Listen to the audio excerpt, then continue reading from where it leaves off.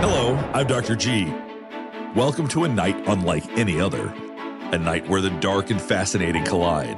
This is the Psychopath Awards. The only show where you, the viewers, have nominated and voted for the winners in this twisted celebration of psychopathy and body language. Hosted by body language expert and analyst Scott Rouse, tonight's show is packed with intrigue, surprises, and some of the most unforgettable guests you'll ever see.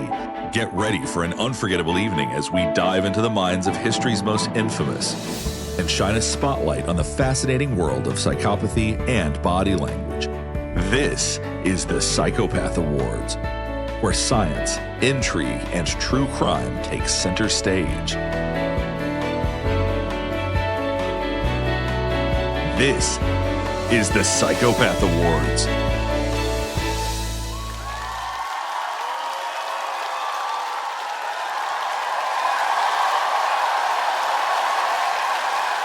Welcome to the Psychopath Awards. I'm Scott Rouse, your host, and here's what we're doing. For 10 weeks on TikTok, Facebook, YouTube, and Instagram, viewers like you nominated, then voted for their very favorite psychopaths, serial killers, liars, interrogators, interviewers, and true crime news stories. Then we counted up the votes, and we got the world's top body language and behavior experts to present as well as accept the awards for the psychopaths who couldn't be here. You're going to have the best time.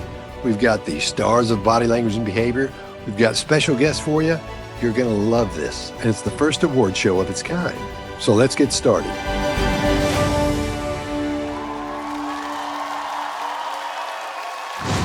One of the main things a movie psychopath is famous for is the creepy smile. You've seen it, I've seen it, we've all seen it. So that's going to be the first award we give away tonight, is for the psychopath with the creepiest smile. And now, the award for the creepiest smile. Hi, I'm Vanessa Van Edwards, and I love teaching, studying, and decoding body language. Nonverbal behavior is one of the most powerful and valuable communication tools you can learn. And when it comes to body language, facial expressions are the key. They're the key to decoding hidden emotions, and I think they're the most important aspect of engaging with anyone. And the most important facial expression of all? The smile. This is the only facial expression we can see from far away, and the expression that's the most contagious. When we see a good smile, we want to mirror it. Now, if we see a bad smile or a fake smile, something else happens entirely. It makes us feel a little creeped out. So tonight, I'm proud to announce the winner of the Creepiest Smile Award. Nominees for Creepiest Smile: Aaron Caffey, Diane Downs, Jimmy Savile, Ted Bundy. And the winner is Diane Downs.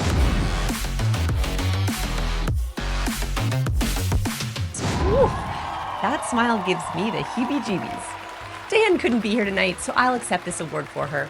Congratulations, Diane, and thanks to the Academy. When you and I do something wrong, we feel bad about it. We feel remorse. Psychopaths don't do that because they can't. So let's find out who has the greatest lack of remorse.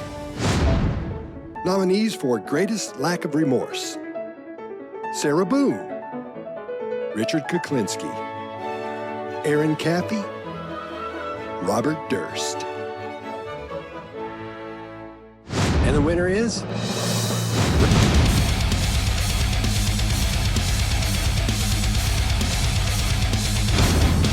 Hey everybody, Dr. G here. You may know me from my channel, Dr. G Explains, where I talk all about the intersection of body language and psychology. Today, I'm going to be accepting the award for Robert since he can't be here. Now, it may sound like this award isn't a big deal, but it is, because lack of remorse is one of the key indicators of psychopathy. As far as body language and lack of remorse, one thing that we're always looking for is authenticity. Now, that's true for all body language, but it's very, very important when it comes to lack of remorse, because what isn't there is just as important as what is. How many times have you watched a trial or an interrogation and seen someone dabbing invisible tears? How many times have you seen someone talk about the remorse they feel and show zero emotion, nothing in the brow, nothing in the mouth, nothing in the eyes? There's so many key indicators that can tell us that someone is feeling genuine remorse, and when people don't have those, you know there's no emotion coming through. Now, as humans, we're innately good at being able to identify when someone is being inauthentic, but we can't always articulate why. That's where body language comes in, because then you can identify all of the key indicators that someone is a psychopath or otherwise, and helps you identify what you're seeing so you know why you're feeling the way you feel. So congratulations, Robert, and thank you to the Academy.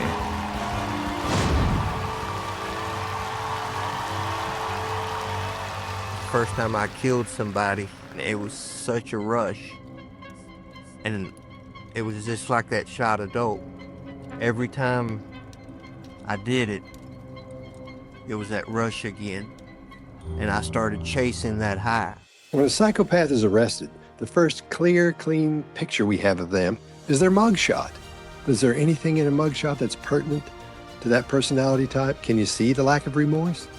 Can you see hate? Can you see contempt? What do you see in those? Well, mugshots tell you a whole lot. So this next award is for the most iconic psychopath mugshot. Hi there, Mark Bowden here, and I love human behavior, body language, especially where it fits in with culture. Now, analyzing body language from a still image, it's a mugs game. What you see in any still image is more likely a Rorschach test, revealing more about your own perceptions than the subject's actual state of mind. And mugshots, in particular, tend to fall into two distinct categories. There's the celebrity rebel, think Sinatra, Bowie, Robert Downey Jr., and then there's the true criminal, Brady and Hindley, Gotti, Feathers McGraw, and even Joseph Stalin, the epitome of evil. And some mugshots, they blur the lines between these categories, and where you place them often says more about your own biases than anything that's going on in the subject's head. Take Donald Trump's mugshot, for example. It's become an icon not just of him, but of a certain aspect of human nature, the capacity to be both rebellious and reprehensible. And that's why tonight I'm proud to announce the nominees in the mugshot category. Best Iconic Mugshot: Joe D'Angelo, Ed Kemper, Jeffrey Dahmer, Charles Manson. And the winner is Charles Manson.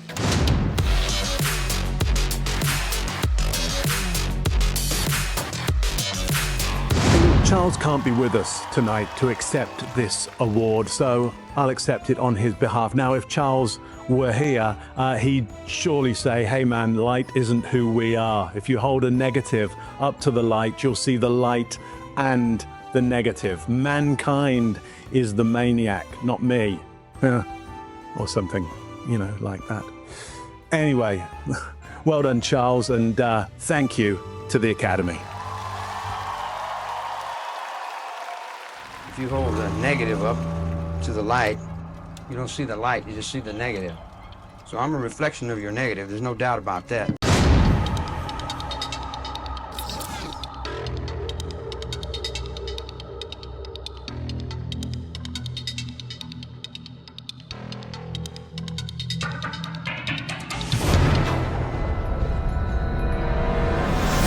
When a person is such a bad liar that every lie they lie is just cringy, and over they tell the same cringy lie, they deserve an award.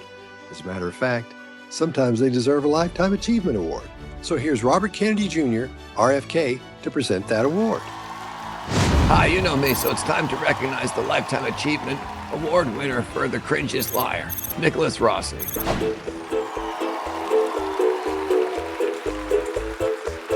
The first time I saw this guy, I thought he was Darth Tater. But the closer I looked, the more I thought they had finally captured La Fupa Cabra. Anyway, congratulations, Nicholas. If you were a comedian, your name would be Girthquake. My writers wrote a lot of these, so I apologize. A lot of them are fat jokes. I can't wait to see your new movie, Titanic. If you were half robot, they'd call you Optimus Dine. That's pretty good, actually. If you were a basketball player, your name would be Shaquille O'Neal. I like that one, too. If you were dropped off the top of the building.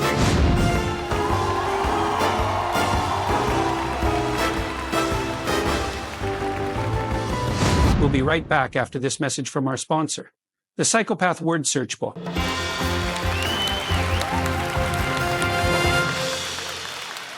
What up, girl? You know what time it is. You sure do. it's time to think about getting one of them psychopath word search books. Yeah, you know you want one. All right, let's get back to the Psychopath Awards.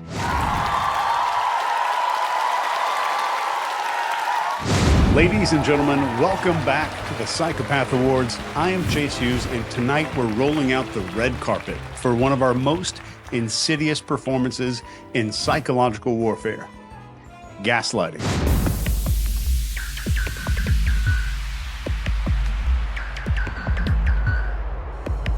If there were an Oscar for Best Manipulation in a leading role, narcissists would take home the trophy every year. Gaslighting isn't just lying. It is a masterclass in mind control. It is a slow, deliberate process where the manipulator distorts reality, denies the obvious, and makes their victim question their own sanity. And it starts with these subtle jabs. That never happened. You're imagining things. You're way too sensitive. But over time, those little moments add up to leaving the victim disoriented, doubting their own memory, and feeling completely dependent on the narcissist for truth. Why do they do it? It's control, it's power, and of course, the applause that comes with being the star of your reality. The more confused and insecure you are, the easier it is for them to dictate the script of your life. Nominees for Best Gaslighter: Chris Watts, Eric Caffey, Alec Murdaugh, Melody Ferris. And the award for Best Gaslighter goes to Melody Ferris.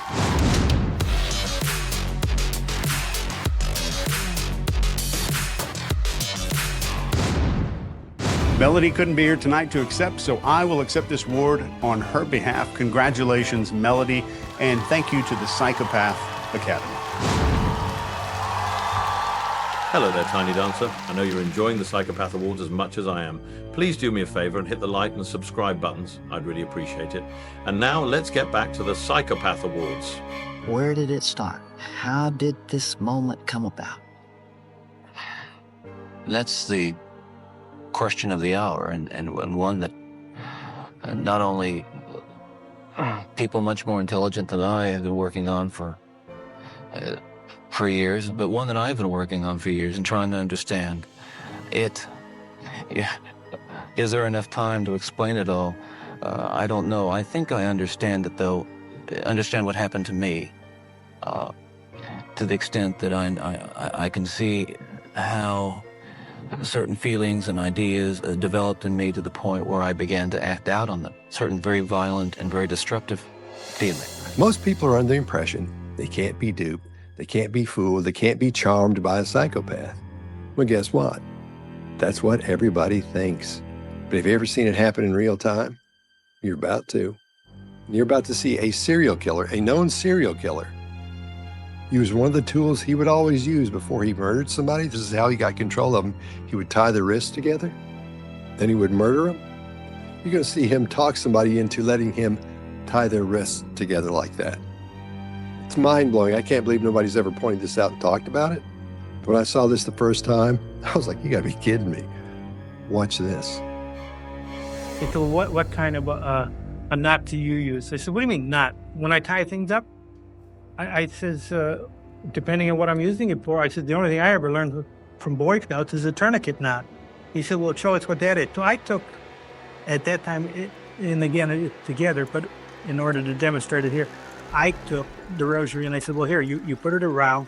This is hard trying to do this. Why don't you put your hand out? Okay, here. What I told him, I said, here, all you do is you wrap it around, you put one knot in it. So how did John Wayne Gacy talk this reporter into letting him tie his wrists up like that? He used the mask of deception. Nominees for Best Mask of Deception: Ted Bundy, Aaron Caffey, Jimmy Savile, and Rex Heuermann. The winner is Rex Heuermann.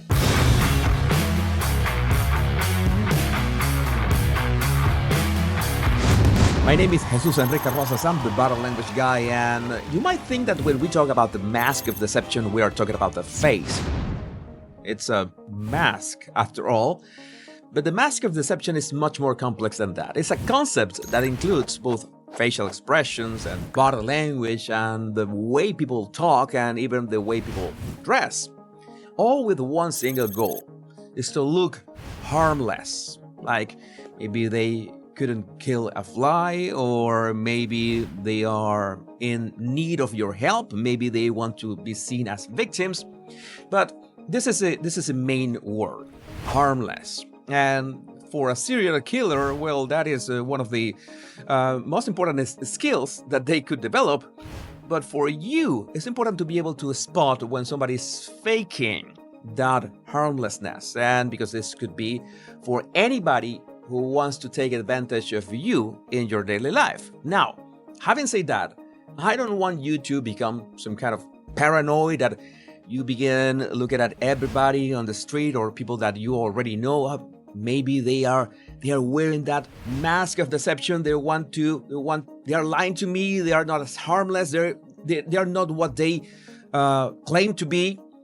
It's not just that, but you need to spot the signals that I always say contradict their actions, what they say, with what they do. This is the most important thing. So that's how you can say, all right, this person is saying something, but is acting in a different way. Acting in a way that contradicts what they say. That is the key. So, Rex is not here tonight to claim this award. He's in jail after all. So I will accept his award for him. Congratulations, Rex, and thanks to the Psychopath Academy. All right, Scott, now I'm going to show you a quick trick to show you how effectively psychopaths can mask and how effective your tools are to see through those masks. To do this, I'm going to use a deck of cards, and I want you all to see that all the cards are 100% different. I'll even give them a shuffle just to make sure nobody can know where any of the cards are, and a quick cut. Now, Scott, if you were here, I would have you choose a card. You're not, so I'm going to go through the cards like this and have you yell out stop whenever you want. Stop. Right there. Now, you stop me on this one. Do you want that one? Do you want the one before, after, two before, two after? What? It's totally your call. Go three before. Three before. So not one, not two, three before. This one. You like that one, or do you want to change it? That's the one? Okay. I'm gonna hold it out here. I'm gonna close my eyes and I'm gonna turn it and show it to the camera. I can't see this. Let me know if I have to go higher or lower, or if you can see it right there. You're fine. Push it a little bit forward so the camera can, there it is. You can all see that? Okay, so everyone at home could see that. Great. I'll remain with my eyes closed and I'll pop it into the deck like this. And once more, I'll give it a shuffle. And I'll give it a cut like this so that nobody can know at all where the card ends up. So it could be anywhere in the deck. Now I'm going to take the top card that was randomly shuffled to the top, the 5 of hearts. That wasn't the card, was it? Mm-mm. Okay, cool. Now here's what I want you to imagine. I want you to imagine that this is your card. But because he's a psychopath, he can masquerade. So it's not really the 5 of hearts. That's just a mask. And I'll show you how to see through that mask. I'm going to use this little card holder. And I'm gonna put the 5 of hearts in the card holder like this. And I want you all from home to see, hold on, I'll do it this way so you can all see. Can you see that right there, the 5 of hearts? Yeah. Now I want you to imagine that that's the psychopath in disguise. He's masking really effectively. But because I go to Behavior X and I learned from Scott Rouse, I could learn to see right through that mask.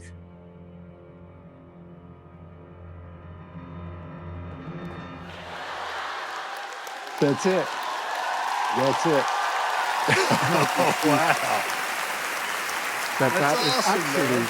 the psychopath in disguise. Wow. Wow. That's awesome. Crazy. That's awesome. Crazy, right? Nasty. That's how it works. That's killer. Thanks, man. My pleasure.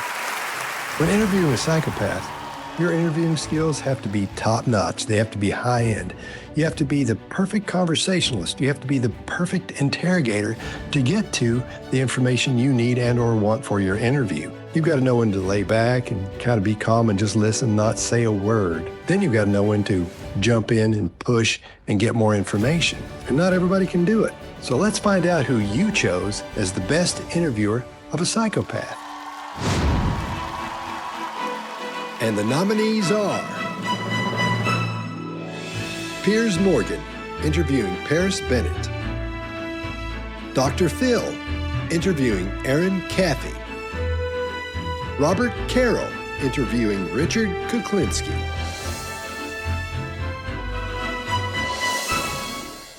And the winner is Dr. Phil.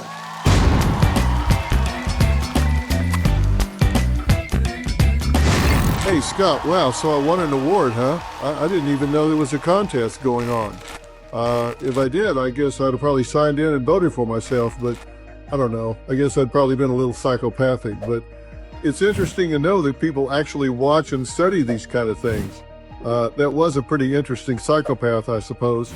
But listen, if you do this again, I'm not participating unless you do it live in Tahiti for like 2 weeks so we can actually discuss this kind of thing. Otherwise, I'm not hanging out with you mutts anymore. You got it? Just kidding, of course. Love you guys. Love that you're having some interesting conversations about this. So I'm really proud. See you soon.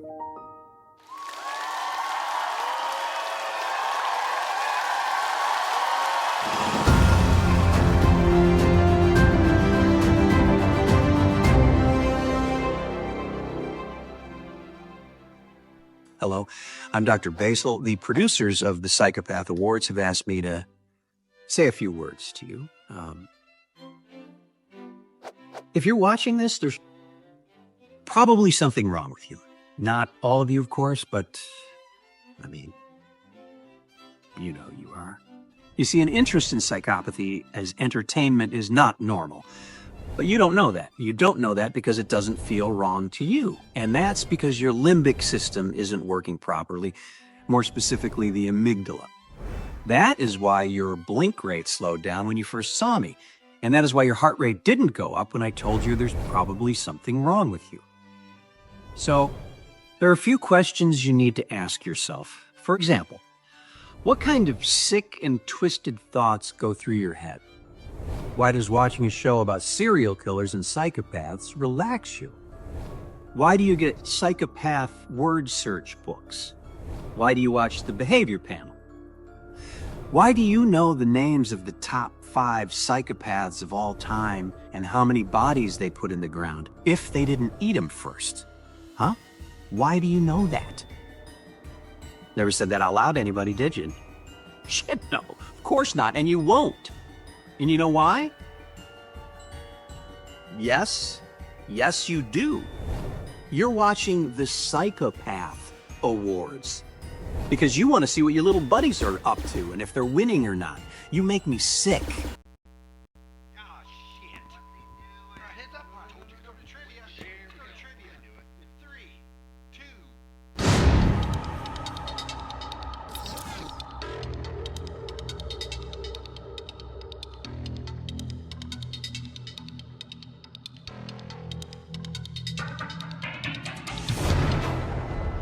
Started with surrogates at a non-human level. Physical objects, my possessions, other people's, destruction of things that are cared about, and then destruction of things that are living on a lower level, small animals, insects, animals, and then finally people. I hope you're having a blast because I'm having the best time. Now, let's talk about the psychopath stare. Most people are under the impression that the psychopath stare is when the psychopath looks at you and they're being all mean and thinking about what they're going to do and all that. No, that's not what's happening. You've learned that from movies and TV shows and things like that and things other people have said online, okay? Here's the bottom line of what's happening with the psychopath stare. When you're in a restaurant or you're in a bar and you see someone looking at you, the normal person, when they catch you looking, they're gonna look away real quick. You know why? The same reason you're gonna look away real quick if you're looking at somebody and they turn around and see you. Because it makes you feel weird. Psychopaths don't feel weird. They can't feel that feeling because they don't feel empathy. They don't have the ability to feel empathy for you or anybody else. Now, what is empathy? There's a difference in sympathy and empathy. Sympathy is when you feel sorry for someone. Oh, that guy hit his hand with a hammer. That's too bad. I wish that hadn't happened for him. I'm sure it hurts. Empathy is when you feel the feelings that person is feeling. In other words, when the person hits their hand with a hammer, you go, oh, I bet that hurt. However, Psychopaths can't feel that. So you've probably seen the psychopath stare a lot and you just don't know it. That person isn't going to look at you all mean. They're going to look at you like they're just looking at you. Almost like they're observing a flower or a bee or a little puppy. That kind of thing. There's not going to be any mean expression. There's not going to be anything else that cues you into that person might be a psychopath. So that's the bottom line on the psychopath stare. And I'll tell you, as long as they attempt to keep their heads in the sand about me, there's going to be people turning up in canyons, and there are going to be people being shot in Salt Lake City because the police there aren't willing to accept what I think they know, and they know that I didn't do these things. Most people are under the impression that psychopaths are mean-looking and they're evil-looking, and you can spot one just by the way they look. You know what they look like. Nope. 99.9% of the time, you don't even know when you've met one. And why is that? Because they're so charming. The award for the most charming psychopath. Hello, it's me, Alec Baldwin. This is my favorite category, the most charming psychopath award. And the nominees are... Oh, yeah. Nominees for the most charming psychopath. Chris Watts, Ted Bundy, and Theodore Ted Bundy. And the winner is Theodore Ted Bundy. Ted couldn't be here tonight. I'm pretty sure he's dead. So I'll accept the award on his behalf. Yes, Ted was handsome and all, but he didn't have a foreign wife and the gravitas of a multi-million-dollar acting career. Let me tell you something, my friend. That is what being charming is all about. Movie star money and a fake French hoe with a foul mouth. Anyway, Theodore couldn't be here tonight, so I'll accept the award for him. I'm sure he'll be looking up here right now, smiling and thinking, damn, Alec Baldwin is one charming son of a bitch. So yeah, I'm accepting it with charm.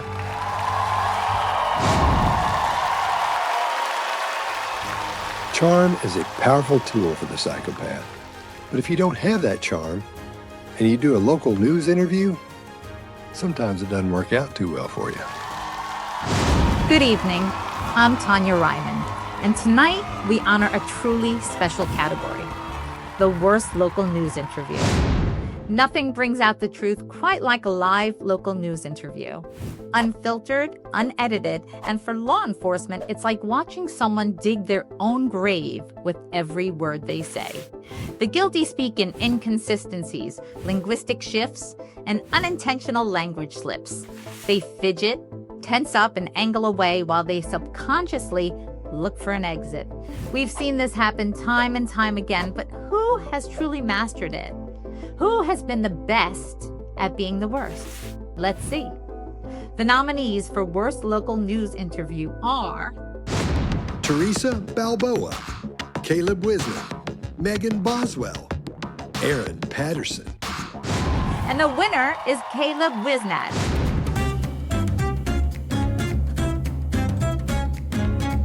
Caleb couldn't be here tonight to accept his award, so I will accept it on his behalf. Congratulations, Caleb, and a huge thanks to the Academy for making nights like this possible. I know that the cops knew who I was. After Richard Mallory died, I left prints everywhere, and they covered it up and let me kill the rest of those guys to turn me into a serial killer. Look, you're having a great time. We all are, so please, hit the like and subscribe buttons, and let's get back to the Psychopath Awards. Interrogation is a skill, but it's also an art. It's theater for one, and the trained interrogator can get the suspect who doesn't want to say anything to tell him the entire story with all the details. So let's find out which interrogation you chose to win the award. Hi, I'm Greg Hartley, former Army interrogator, interrogation instructor, resistance to interrogation instructor, and I've written 10 books on body language and behavior. I spent most of my life interrogating, teaching interrogation, and teaching resistance to interrogation. I even came across a few psychopaths of my own, but nothing to compare to today's nominees in the category, the best psychopath in an interrogation. Nominees for Best Interrogation: Russell Williams, Brian Cohey, Chris Watts, Sarah Boone. Interrogation is nothing more than a series of skills that you can learn and bolt together with natural ability to overcome a person's objection and get more information from a conversation than that person would normally give. Resistance to interrogation is a set of skills we teach to counter those techniques an interrogator uses so that our warriors can use those skills if they're captured by the enemy. And the winner is, of course, Russell Williams, the most despicable of psychopaths.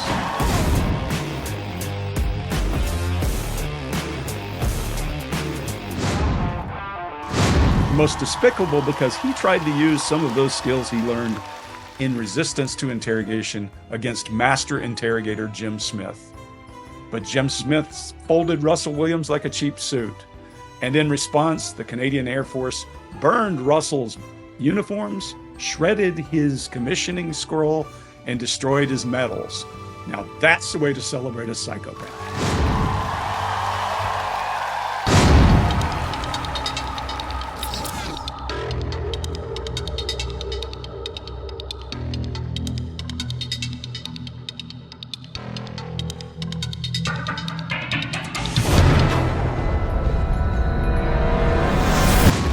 Someone for the first time, what are some red flags that might pop up to let you know this could possibly be a psychopath?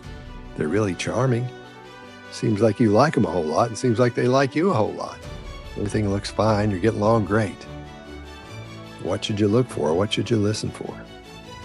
Hey there, I'm Trobin Dreeke, the former head of the FBI Counterintelligence Behavioral Analysis Program. What's really interesting is some people find psychopaths both charming and have the ability to form relationships, while other people will find them creepy, and we have a mix somewhere in between. Here's what's going on. Psychopaths, because they have a lack of empathy, will actually mimic the behavior of those people that do. And so here's the behaviors that people are looking for to form those good, healthy connections. And that is, they're seeking the thoughts and opinions of others instead of sharing their own. They're talking in terms of your challenges, your priorities, your pain points and friction points in life instead of their own. They're non-judgmentally validating you and being really exceptionally curious about you. And when appropriate, they're empowering you with choices, although with psychopaths, maybe not so much. So those are the behaviors they're doing to be charming and to form those relationships. But here's where the rub is. They're actually doing things that are making you feel a little bit creepy. And so they're ignoring, potentially, the behaviors of trust, which is open, honest communication, transparency, and a sense of vulnerability, because they actually don't understand what that even means because they're pure predator. And so when you have this incongruence between those actions, between those behaviors of trust and the ability to form relationships, that's what gives us our creepy feeling. And their ability to not understand how to adjust the tempo to match you will also fuel this feeling of creepiness. But this is hopefully tools that'll help arm you to recognize them and do something about it, so we back away and don't engage crazy. I am once again asking you to watch this short message from our sponsor, the Psychopath Word Search book. The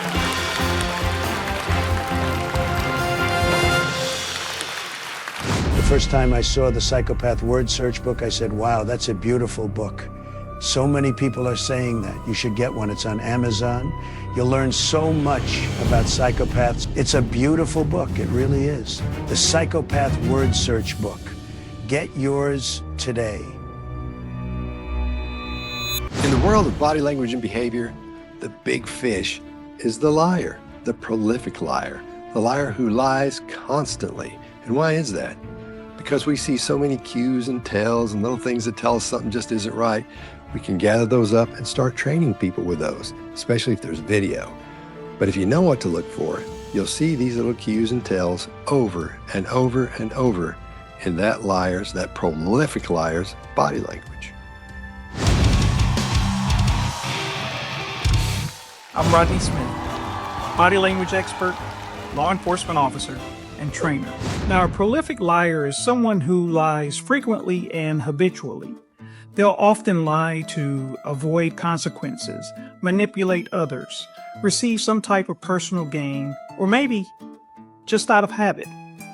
These individuals are often easy to spot during conversations. due to inconsistencies in their stories, as well as body language contradictions when they speak. Remember, the more a person lies, the harder it can be to remember what they said previously, as studies have shown that lying may result in memory impairment. So in the famous words of Mark Twain, if you tell the truth, you don't have to remember anything. And with that, I'm proud to announce the winner for the Most Prolific Liar Award. And the award goes to George Santos.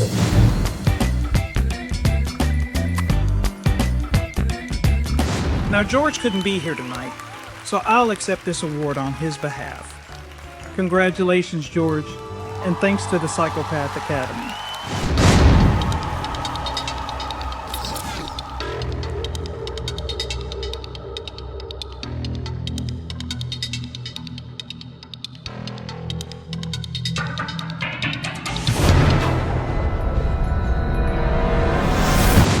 The prolific liar is a deep well of information when it comes to learning how to spot lies.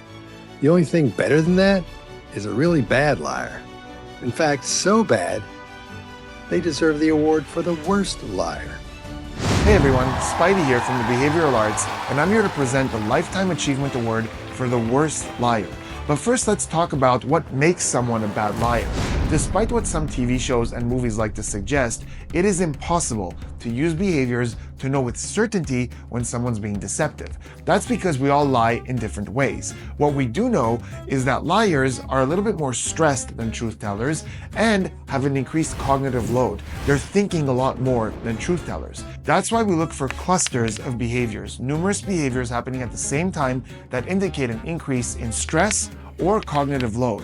And even these clusters indicate a heightened probability without ever being certain that someone's being deceptive. Examples of these behaviors include hesitation or the language starting to fall apart. This is because the person's trying to think of a good answer. Things like non-answer statements. That's when a question is answered and the response doesn't quite answer the entire question as an attempt to sidetrack a little bit. Deviations in blink rate, when all of a sudden someone starts to blink a lot more or even sometimes a lot less. We also have things like resume or convincing statements, when the person starts to build their own character up and gives themselves compliments to try to present themselves as a good, honest person. And another good one to listen for is a sudden shift in verb tense, when they suddenly start to use the past tense to talk about a person. All these behaviors and more were observed with our recipient of the Lifetime Achievement Award for Worst Liar, who is Teresa Balboa.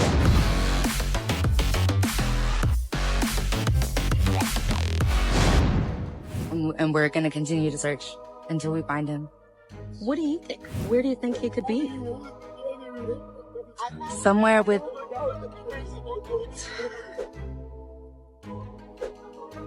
not with us. And that's the important thing, is that he is not with us and we need to bring him back to us. At this point, we don't know. All we can do is keep searching and doing, everything we've been doing. Tell me about your relationship. Did he call you mom? Or at least Super mommy. That was his choice. It wasn't forced. We didn't force him because I don't want to force that. But he used to call me super mommy. He also knows that how much I care about him and everything that I've been doing for him and have done for him. So. Now, Teresa couldn't be with us to accept her award because apparently she's as bad at getting away with a crime as she is at lying. And she's currently serving a 52-year sentence in prison, basically for being a... I'm not guilty of the charges which have been filed against me. And the allegations? The rumors, and I don't know all of what you're speaking about, Lucky. It's too broad and I can't get into it in any detail. But I'm satisfied with my blanket statement that I'm innocent. Like a beautiful piece of music or a great work of art, so is the lie to the con. The con man or con woman can craft a story or a lie so beautifully, only a psychopath can deliver it properly. Let's find out who wins the Psychopath Award for the best psychopath con. And now the award for the best psychopathic con. Hi, I'm Traci Brown, body language expert, behavior analyst, and fraud fighter. And my passion in life is finding the con, the person who lies, cheats, and steals to take your money. They'll destroy your life and destroy your business, sometimes right under your nose, and they don't have any thought about the real damage that they're creating. Now tonight, I'm here to announce the award for the best psychopath con man. And the nominees for the best psychopath con are Bernie Madoff, Bernie Madoff, Bernie Madoff, and Bernard Madoff. And it goes to Bernie Madoff.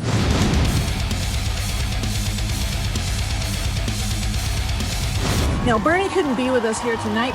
Turns out he's dead, but I'm accepting the award on his behalf. Good job, Bernie. Thanks to the Academy. Quite often, people are under the impression that all psychopaths are brilliant. However, that's not the case. There's a lot of them who are just doofuses and idiots. The award for the dumbest psychopath. Nominees for dumbest psychopath: Chris Watts, Aaron Caffey, Robert Durst, and of course, Sarah Boone. Well, this makes sense. And the winner is Sarah Boone.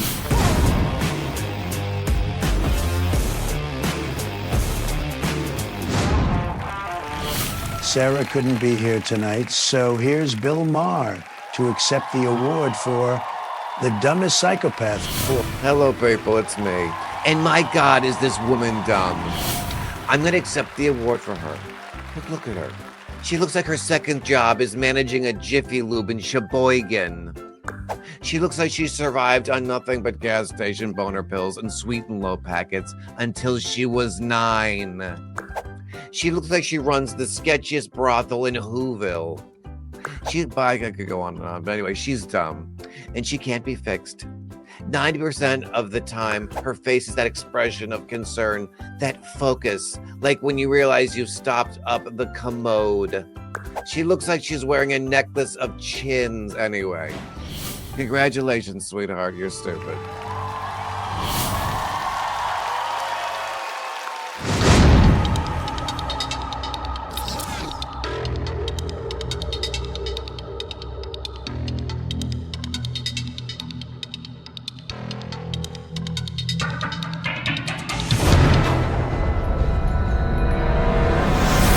When you meet someone and you think this might be a psychopath, what are some questions you can ask that person to see if you want to be friends with them or not?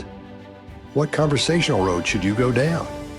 Let's find out. Hi, I'm James Pyle, your conversations friend, author of Find Out Anything from Anybody, Anytime, and founder of Conversation Codex, teaching elicitation, questioning for your conversational excellence. Those of you who know the behavior panelist Scott Rouse know that they remind us of two things always: observing what you see and what you don't see. So it is with conversations with psychopaths. It would also be what you hear and maybe what you don't hear.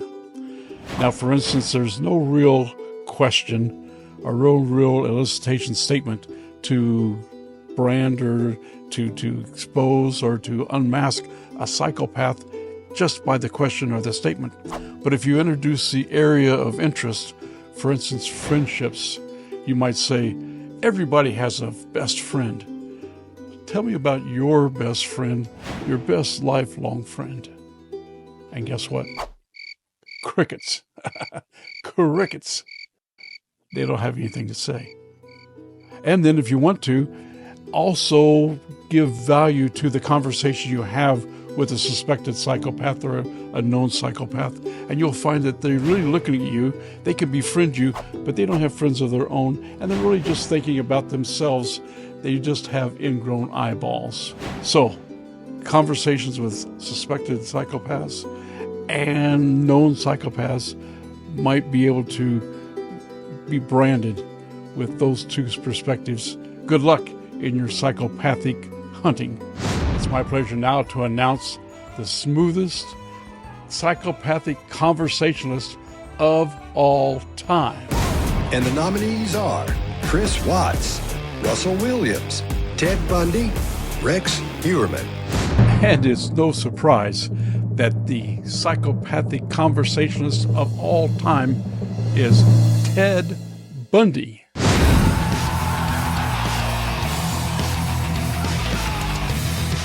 Hey, it's me. I'm hitting my hand really hard over and over, so you'll hit the like and subscribe buttons. I did it. That's how I got so successful, so you should do it too. Now, back to the Psychopath Awards. When I was a kid, I've talked to some theological Christian people, and some of those people are really strong. They actually think, well, the Bible says that there's demons within you or could come into you.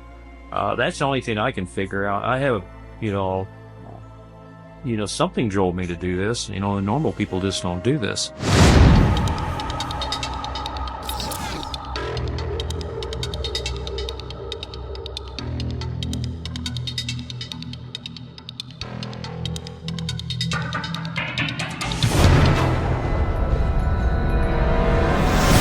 And now, the moment we've all been waiting for, the Best Psychopath Award. The title of Best Psychopath is not about admiration. It's about capturing the essence of what fascinates us, frightens us, and intrigues us most about psychopaths. And this award recognizes the psychopath who embodies this perfect storm of traits, an unsettling blend of charm, manipulation, fearlessness, and a complete lack of empathy. It's the psychopath who leaves an unforgettable impression, reminding us of how complex and chilling the human mind can really be. And now, the nominees for the Best Psychopath. And the nominees are Ted Bundy, Dennis Rader, Diane Downs, Robert Durst, Chris Watts. And the winner is Robert Durst.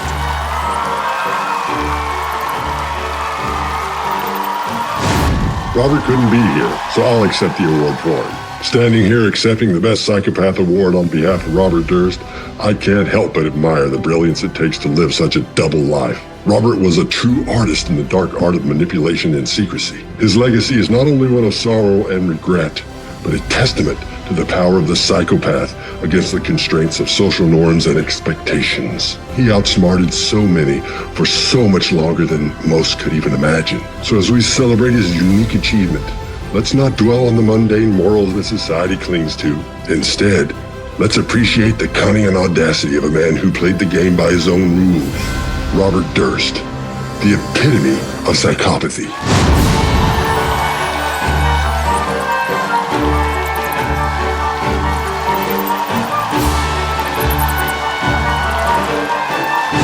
So there you have it, the Psychopath Awards. I want to thank each and every one of you for being here and making this such an unforgettable event. Your nominations and then voting brought this show to life, and it made every moment worthwhile. And a very special thank you to each one of the experts who brought their insights and expertise that gave this the depth that it needed. Your contributions were invaluable. Thank you. Now be sure to keep an eye out for the Narcissist Awards coming later this year. Also keep an eye out for the psychopaths you might see out in the wild between now and then. Thank you so much for being here. See you next time.